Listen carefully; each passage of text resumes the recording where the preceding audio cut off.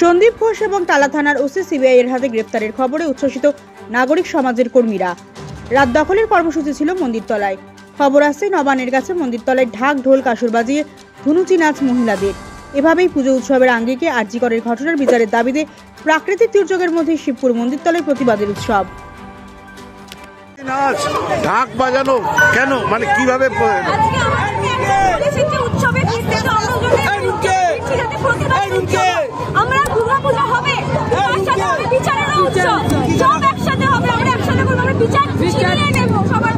এখন একটা খবর পাওয়া গেল সন্দীপ ঘোষ আর টালা থানার ওসি।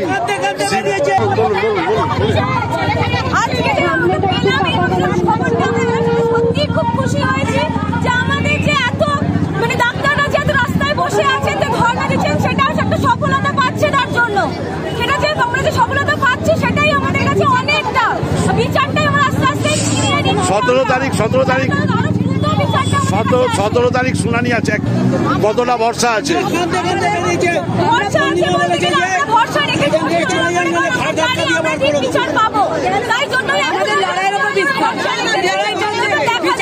কতটা সুপ্রিম কোর্ট আমাদেরকে দোষীকে ধরিয়ে দেয়,